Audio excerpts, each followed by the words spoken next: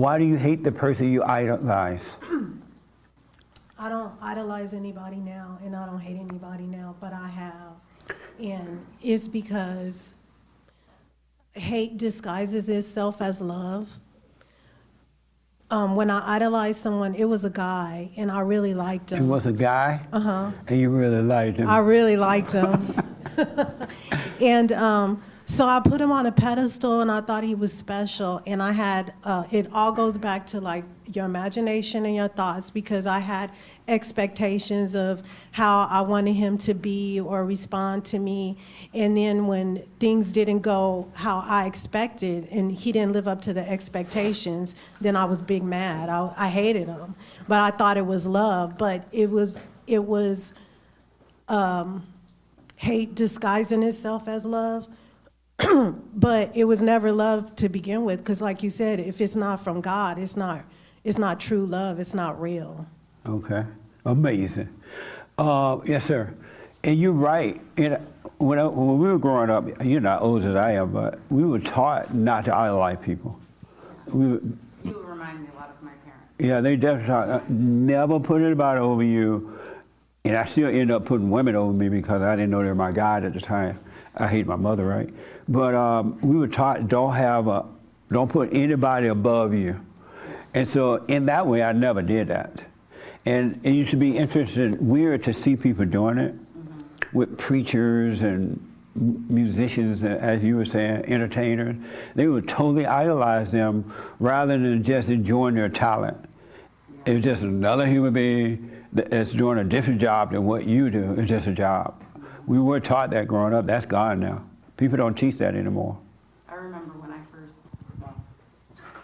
real quick, I remember when I first moved here, I worked in the industry, and I would be around these people who would be so in awe of these different celebrities, and I just never, not even coming from a place of judgment, right. But that always seemed so strange to me. I'm like, what? I don't understand, like, why? Yeah. So, yeah, and you do remind me a lot of my parents in terms of your upbringing when you talk about racism and all of that. I mean, my parents we never even talked about white, black, anything. We didn't know anything about that, you know? Isn't that amazing? There was a time in America not long ago, because we are not that old, when there was no talk about hating one another, that it was spiritual. The white people were doing their thing, the blacks were doing their thing, they ran into one another, hi, how you doing? And no big deal. And now it talked about, like, when I was growing up, they act like during my days, I don't know how I made it. The white man should have strained me up. But there was no talk about it at all. It was more about good and evil. There are evil people in all races, there are good people in all races, right? Good in all races. And now it's like, you can't even believe those days existed when this wasn't going on. It was not happening. It's crazy. But anyway, yes, sir. Why do you hate the one you idolize? I didn't know that you shouldn't do it, didn't know you couldn't do it, didn't know it was wrong. To idolize someone? Of course. I mean, you like music and you like the performers, Michael Jackson or Prince. You like them. You want to dance like them, you want to be like them, or a basketball player. That's, you like what they do. So of course you like, and then you hate anybody that challenges you, tells you that somebody else is better. You want to kill them.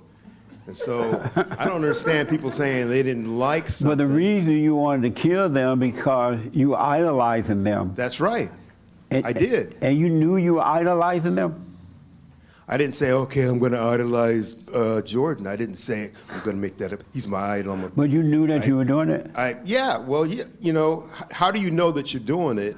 You just like something, you like somebody. Nobody's, there were a few people that I remember seeing, and they were like, But what I'm asking, were you conscious enough to know that you were idolizing them? I don't and know that's why if somebody went against them, you would get mad about it? I don't think so. I think You I weren't was conscious of it? I don't think I think I was unconscious because I was into what I was into, and so I didn't know it was wrong. I didn't know it was wrong. You know, now I can understand see. that. I mean, but how can you know it's wrong? Because it's Your your parents idol. didn't tell you don't idolize? No, not at all. See. But other See, people. our parents told us, so at least we had some awareness of it. But I guess if your parents don't tell you that, you can fall into it and not know it. I mean, there were 6 of us, so I must have missed that day. Well, But, I had 7 brothers I had 5 brothers and 7 sisters, and they still told us. my mom spoke Spanish, so Oh, they we don't must have speak that lost in translation or No something. hablas. Sí.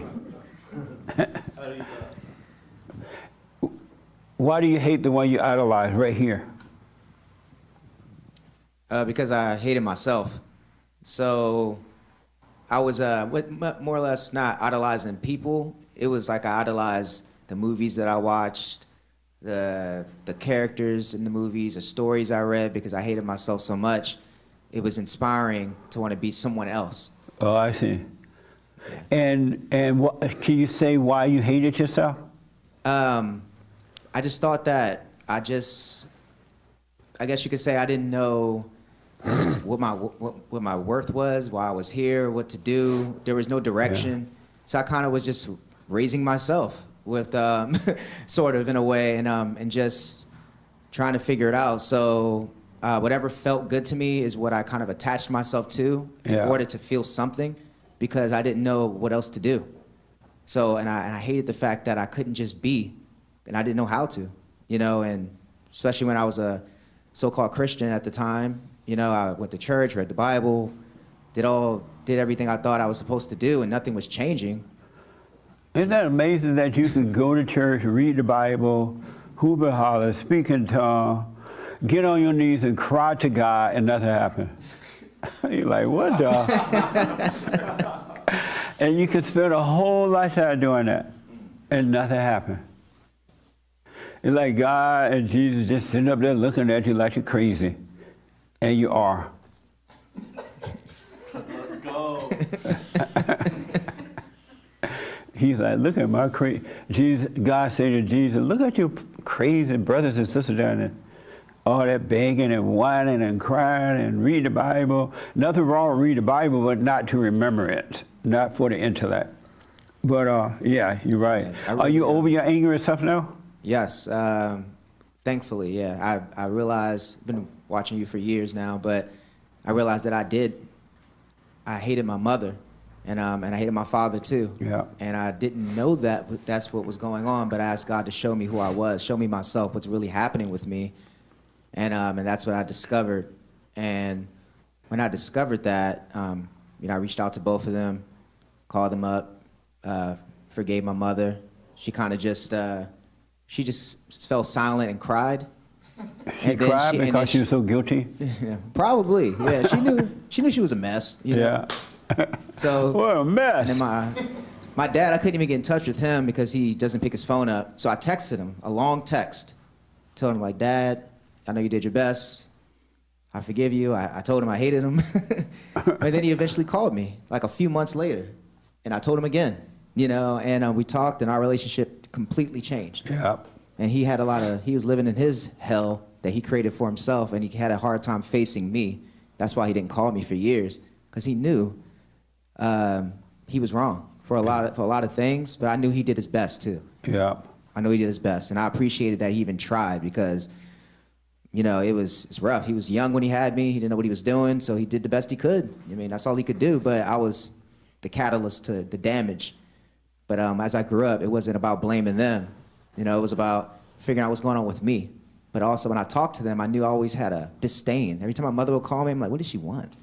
You know, Wow, like, why am I yeah. angry when she calls? Like, why do I treat women a certain way like this? Or why do I treat myself this way? Or why do I hate parts of myself but like parts of myself? Like, I felt so divided for so long. And but when that weight was lifted, God started to really show me who I was. I remember one morning I called him, my cousin, and I was like, yeah, I don't know who I am anymore. And he was like, what do you mean? I was like, I just don't know. Like, all the things I used to associate with, I don't associate with anymore, or Yeah. I'm not attached to anymore, and they're starting to fall off. And it kind of, I was like, it's just strange, but I don't know. So I'm just letting God show me who I am every day, Right on. instead of me thinking I know who I am.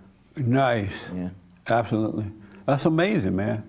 If you want some understanding, you need to question what's wrong with you, not somebody else.